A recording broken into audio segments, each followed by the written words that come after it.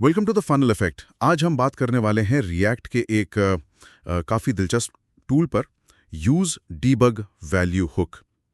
हो सकता है ये रिएक्ट के सबसे फेमस हुक्स में से न हो, पर हाँ, डीबगिंग में खासतौर पे कस्टम हुक्स के साथ ये बहुत काम आ सकता है।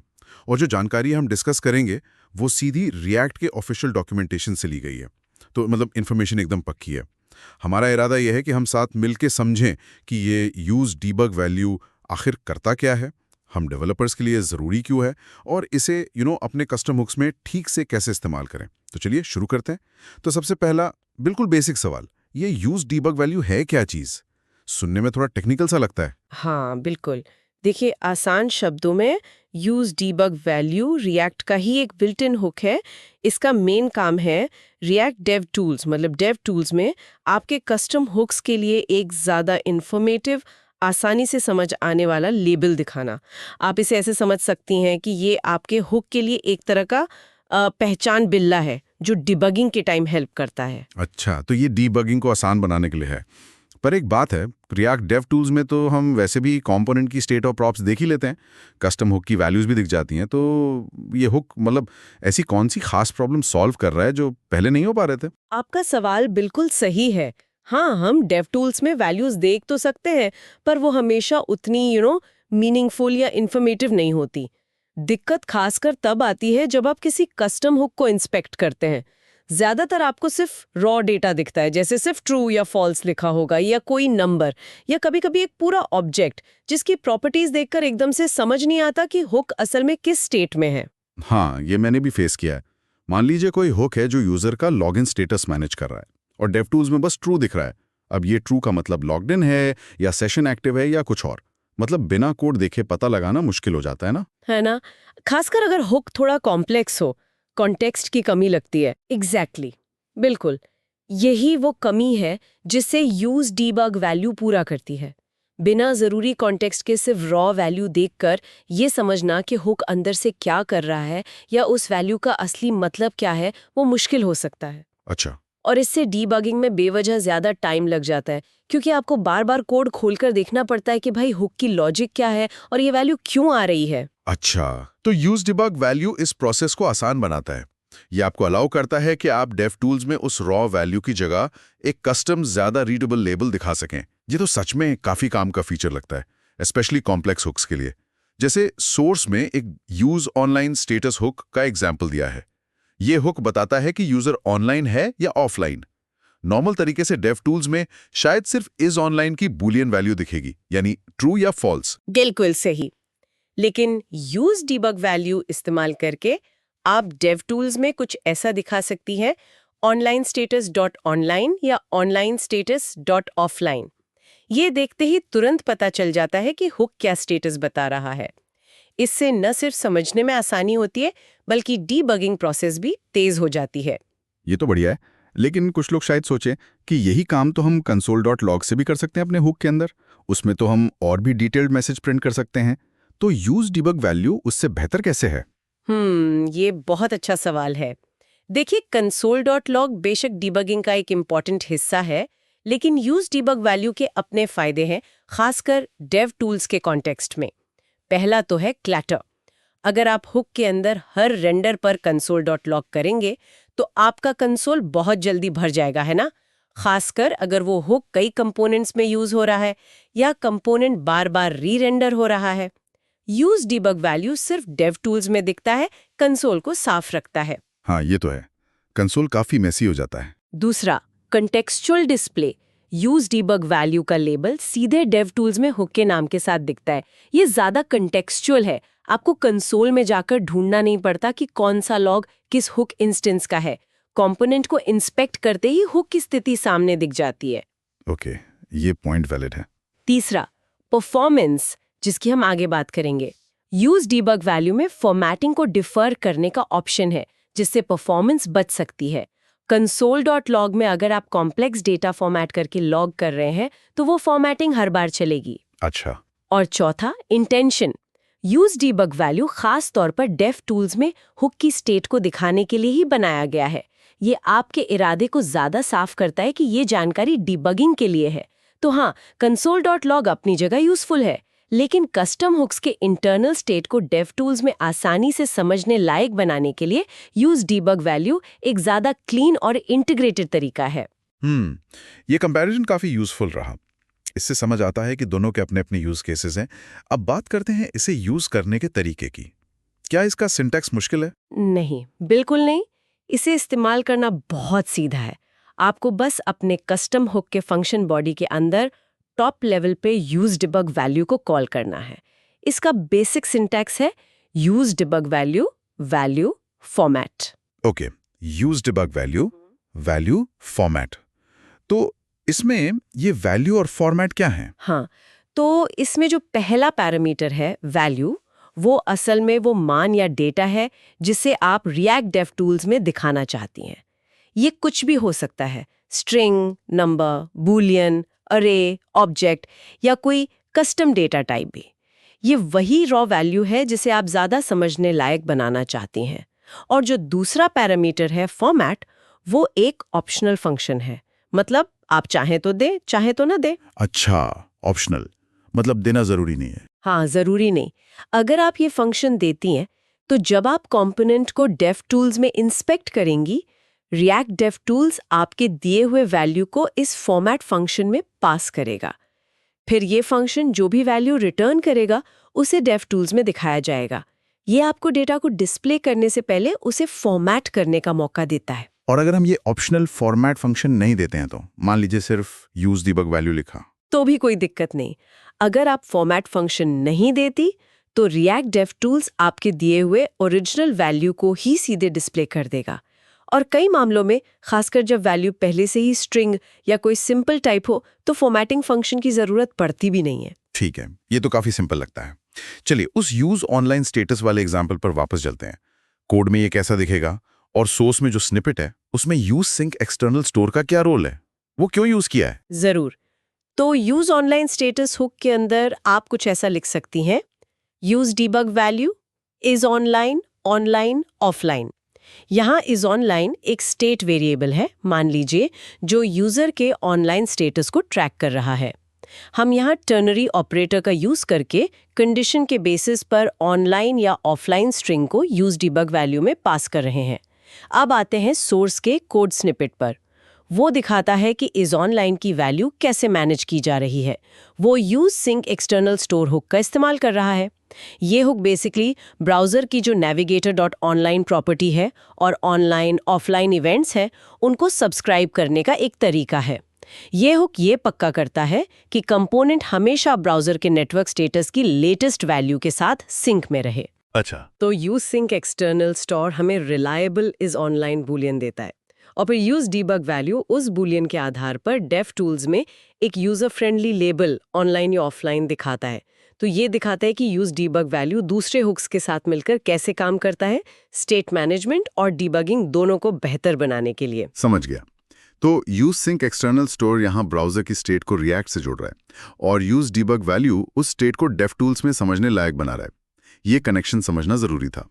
अब डॉक्यूमेंटेशन में एक और जरूरी बात है परफॉर्मेंस कंसिडरेशन, खासकर फॉर्मेटिंग को टालने यानी डिफर करने के बारे में। ये वाला पार्ट थोड़ा और समझने वाला है।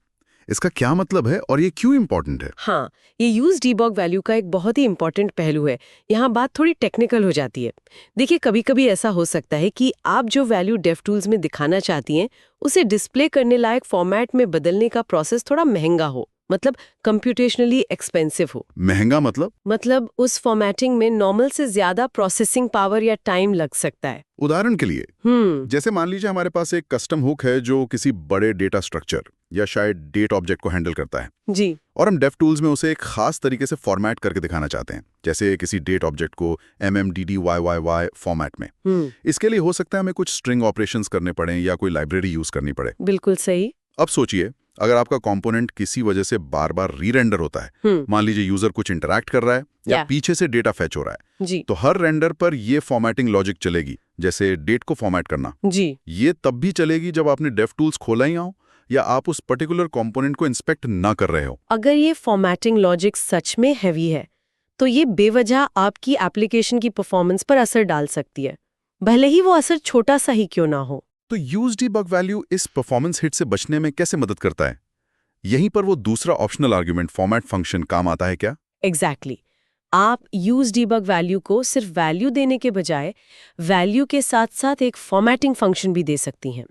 उदाहरण के लिए अगर डेटा एक ऑब्जेक्ट है जिसे फॉर्मेट करना महंगा है, use debug value data comma D is equal to format complex data for display D. यहाँ डेटा हमारा रॉ ऑब्जेक्ट है और दूसरा आर्ग्यूमेंट एक फंक्शन है जो उस डेटा डी को लेता है और उसे डिस्प्ले के लिए फॉर्मेट करके रिटर्न करता है। ओके। इसका सबसे बड़ा फायदा ये है कि रिएक्ट डेव टूल्स बहुत स्मार्टली काम करता है। ये formatting function d is equal to format complex data for display d सिर्फ तभी एग्जीक्यूट होगा जब आप एक्चुअली उस कंपोनेंट को रिएक्ट डेव टूल्स में खोलकर इंस्पेक्ट करेंगी। अच्छा, हर रेंडर पर नहीं? नहीं, हर रेंडर पर नहीं चलेगा। रिएक्ट इसे एक तरह से लेजी वैल्यूएशन की तरह हैंडल करता है। इससे परफॉर्मेंस बचती है, खासकर उन सिनेरियोज में जहां फॉर्मेटिंग लॉजिक कॉम्प्लेक्स है, टाइम कंज्यूमिंग है या उसमें कोई हैवी कंप्यूटेशन शामिल है। ये तो वाकई एक स्मार्ट ऑप्टिमाइजेशन है। मतलब फॉर्मेटिंग का कॉस्ट तभी लगेगा जब आप उसे सच में देख रहे हो। ये छोटी छोटी चीजें ही डेवलपर एक्सपीरियंस को बेहतर बनाती हैं, है ना? बिल्कुल। लेकिन यहाँ एक और बात है। रिएक्ट डॉक्यूमेंटेशन ये भी कहता है कि हमें हर कस्टम हुक में आंख बंद करके यूज डिबग वैल्यू नहीं जोड़ देना चाहिए। ऐसा क्यों? क्या इसके ज्यादा इस्तेमाल से कोई नुकसान है? हाँ, ये सलाह बिल्कुल सही है। इसे बेवजह हर जगह इस्तेमाल करने से बचना चाहिए। रिएक्ट टीम का सजेशन है कि यूज डिबग वैल्यू सबसे ज्यादा फायदेमंद उन कस्टम हुक्स के लिए है जो पहला शेयर्ड लाइब्रेरीज का हिस्सा है, मतलब ऐसे हुक्स जो आपकी कोड बेस में कई जगह इस्तेमाल होते हैं या जिन्हें आप एक लाइब्रेरी के तौर पर दूसरी टीम्स या प्रोजेक्ट्स के साथ शेयर करती हैं। हो सकता है ये लाइब्रेरी की मेंटेनेबिलिटी और यूजेबिलिटी को बढ़ाता है। सोचिए, किसी ओपन सोर्स यूआई लाइब्रेरी के कॉम्प्लेक्स हुक को डीबग करना कितना आसान हो जाएगा अगर उसमें यूज डीबग वैल्यू लगा हो। सही बात है। और दूसरा कॉम्प्लेक्स इंटरनल स्टेट वाले हुक्स, मतलब ऐसे हुक्स जिनका इंटरनल डेटा स्ट्रक्चर या लॉजिक काफी जटिल है, जहां सिर्फ रॉ वैल्यूज देखकर समझना मुश्किल हो कि वो क्या कर रहा है या किस स्टेट में है। तो इसका मतलब ये हुआ कि अगर कोई हुक बहुत सिंपल है, जैसे शायद सिर्फ एक यू स्टेट और एक यू इफेक्ट यूज कर रहा है, या फिर वो हुक सिर्फ एक ही स्पेसिफिक कंपोनेंट या छोटे से मॉड्यूल के अंदर ही इस्तेमाल हो रहा है, तो शायद यूज डीबग वैल्यू जोड़ने का उतना फायदा ना हो, बल्कि शायद ये फालतू का नॉइज बढ़ा दे। बिल्कुल। सिंपल एप्लीकेशन स्पेसिफिक हुक्स के लिए हो सकता है आपको इसकी जरूरत ही महसूस न हो। आप उस हुक के कॉन्टेक्स्ट और लॉजिक से पहले से ही अच्छी तरह वाकिफ होते हैं। ओवर यूज से बचना जरूरी है, क्योंकि अगर हर छोटे बड़े हुक में लेबल जुड़ जाएगा तो डेव टूल्स में बहुत ज्यादा इंफॉर्मेशन यानी क्लटर हो सकता है, जिससे जरूरी जानकारी ढूंढना मुश्किल हो जाए। रूल ये है, इसे वहां इस्तेमाल करें जहां ये वाकई डिबगिंग एक्सपीरियंस को मीनिंगफुली बेहतर बनाता हो, न कि सिर्फ इसलिए कि ये फीचर मौजूद है। ये बैलेंस बनाना जरूरी है, यूजफुलनेस वर्सेस क्लटर। अब अगर हम थोड़ा पीछे हटकर देखें, इस यूज डीबग वैल्यू को रिएक्ट इकोसिस्टम की बड़ी तस्वीर में कहाँ फिट पाते हैं? इसका ओवरऑल महत्व क्या है? अगर हम बिगर पिक्चर देखें तो यूज डिबग वैल्यू भले ही छोटा सा एपीआई लगता हो, लेकिन ये रिएक्ट में डेवलपर एक्सपीरियंस यानी डीएक्स को बेहतर बनाने की दिशा में एक इम्पॉर्टेंट सोच को दिखाता है। ये दिखाता है कि रिएक्ट टीम सिर्फ कोर लाइब्रेरी फीचर्स पर ही फोकस नहीं कर रहे, बल्कि डेवलपर्स के डे टू डे वर्कफ्लो, उनकी प्रोडक्टिविटी और डिबगिंग टूल्स को बेहतर बनाने पर भी जोर दे रही है। हाँ, ये बात तो है। कस्टम हुक्स रिएक्ट का एक पावरफुल फीचर है, लेकिन जैसे जैसे एप्लीकेशन बढ़ता है, हुक्स की संख्या और कॉम्प्लेक्सिटी भी बढ़ती है। ऐसे में उनकी इंटरनल वर्किंग को समझना और डिबग करना चैलेंजिंग हो सकता है। यूज डिबग वैल्यू इसी चैलेंज को कम करता है। ये कस्टम हुक्स की ऑब्जर्वेबिलिटी को बढ़ाता है, मतलब बाहर से ये देखना आसान बनाता है कि हुक अंदर क्या कर रहा है। ऑब्जर्वेबिलिटी, हाँ, ये सही शब्द है। खासकर बड़ी टीम्स में जहां कोड ओनरशिप बदलती रहती है, या जब आप किसी पुराने कोड को मेंटेन कर रही हो या किसी थर्ड पार्टी लाइब्रेरी के हुक को इस्तेमाल कर रही हो, तब एक क्लियर डीबग लेबल बहुत सारा टाइम और मेंटल लोड बचा सकता है। ये कोलैबोरेशन को भी बेहतर बनाता है क्योंकि कोड समझना आसान हो जाता है। तो ये सिर्फ एक लेबल नहीं, ये कम्युनिकेशन और मेंटेनेबिलिटी का भी एक टूल है। बिल्कुल, एक छोटा सा बदलाव लेकिन डीबगिंग के समय घंटों बचा सकता है और फ्रस्ट्रेशन कम कर सकता है। ये दिखाता है कि अच्छे डेवलपर टूल्स कितने ज़रूरी हैं। तो चलिए आज की हमारी चर्चा की जो मेन पॉइंट्स हैं उन्हें एक बार फिर से देख लेते हैं। हमने बात की यूज डीबग वैल्यू की, जो रिएक्ट का एक हुक है, और ये रिएक्ट डेव टूल्स में कस्टम हुक्स के लिए ज़्यादा लीडेबल इन्फॉर्मेटिव लेबल्स जोड़ने की फैसिलिटी देता है। हमने समझा कि ये रॉ डेटा की एम्बिग्युइटी को दूर करके डिबगिंग को कैसे आसान और तेज बनाता है, खासकर कॉम्प्लेक्स या शेयर्ड हुक्स के लिए। इसका सिंटैक्स भी सिंपल है। Use debug value, value format, जहां वैल्यू वो डेटा है जिसे दिखाना है, और ऑप्शनल फॉर्मेट फंक्शन महंगी फॉर्मेटिंग ऑपरेशंस को सिर्फ जरूरत पड़ने पर चलाकर परफॉर्मेंस बचाने में मदद कर सकता है। और हमने ये भी जोर दिया कि इसे हर जगह इस्तेमाल नहीं करना चाहिए। इसका समझदारी से यूज करना जरूरी है, मेनली शेयर्ड लाइब्रेरीज या कॉम्प्लेक्स इंटरनल स्टेट वाले हुक्स के लिए, ताकि डेव टूल्स में बेवजह क्लटर ना पड़े। हमने ये भी देखा कि ये console.log का रिप्लेसमेंट नहीं, बल्कि उसका पूरक है, जो डेव टूल्स इंटीग्रेशन का फायदा उठाता है। हाँ, और ये सब हमें एक ब्रॉडर सवाल पर सोचने पर मजबूर करता है कि डेवलपर टूलिंग में इस तरह के छोटे-छोटे इंप्रूवमेंट्स जैसे यूज डीबग वैल्यू मिलकर हमारे काम करने के तरीके, हमारी एफिशिएंसी और हमारे कोड की क्वालिटी पर कितना गहरा असर डाल सकते हैं। और क्या हम डेवलपर्स के तौर पर खुद भी ऐसे कदम उठा सकते हैं जो डीबगिंग को और आसान बनाए? जैसे क्या हम अपने कस्टम हुक्स को डिजाइन करते समय ही उनकी डीबगेबिलिटी के बारे में सोच सकते हैं? कैसे हम कोड की क्लैरिटी और उसकी रन टाइम परफॉर्मेंस के बीच वो सही बैलेंस हासिल कर सकते हैं, खासकर जब हम रीयूजेबल और मेंटेनेबल कोड बनाने का एम रखते हैं? ये कुछ ऐसे सवाल हैं जिन पर विचार करना फायदेमंद हो सकता है। Thank you for watching The Funnel Effect.